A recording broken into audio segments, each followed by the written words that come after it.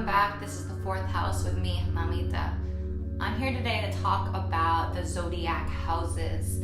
A lot of times I'm talking to my friends about astrology and I'm kind of going off about, oh yeah, well, it's because this house and this house, or she has this in the second house and he has this in the seventh house, or whatever, right? And people are like, whoa, hold up. What do you mean by houses? I only know about like my zodiac, my sun sign, and like maybe some other signs. Like, what are these houses?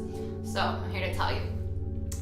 So there are 12 houses, just like there are 12 zodiac signs in astrology. And so your house, whatever planet your house is sitting in, kind of colors or flavors or gives influence to the planet as well. So say my Venus is in the 10th house. Well, I'm going to be known for my Venusian things because the 10th house sits at the top of the chart. It's kind of like our main purpose. It's our soul mission. It's like our reputation and our career and things like that. So I might use my Venusian qualities to influence my career. Maybe I'm in the arts. Maybe I'm a writer. Maybe I'm known for fashion, or I'm just known. Maybe I'm just known to be pretty. Maybe I don't know what Kim Kardashian's chart, but maybe that's what she's got up there. And then the other layer on top of that is your like the sign that it's sitting in. So okay, the 10th house is in Aquarius and Venus sits in the 10th house. So that means you're a Venus in Aquarius in the 10th house, right?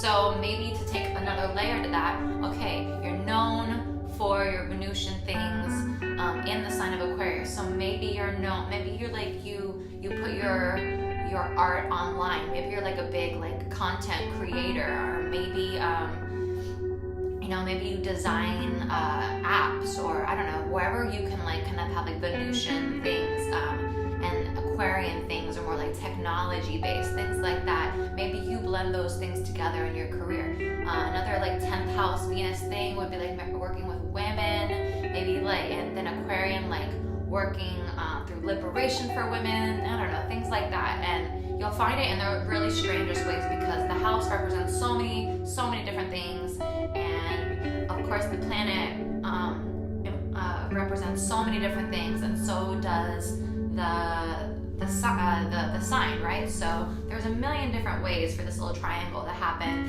and then on top of that, there's all these aspects hitting it too that can flavor it, give it new color, give it negative aspects, give it positive aspects.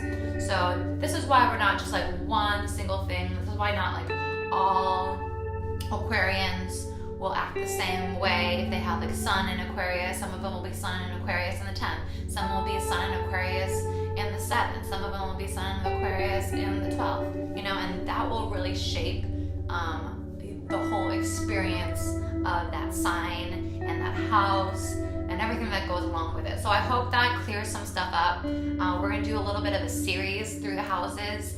I'm going to start with the first house, obviously, and then I can't wait to do the fourth house because it'll do a little explanation on why I decided to name my particular channel and brand the fourth house. And I hope you guys enjoy it. We'll see you next time. This is Mamita with the fourth house.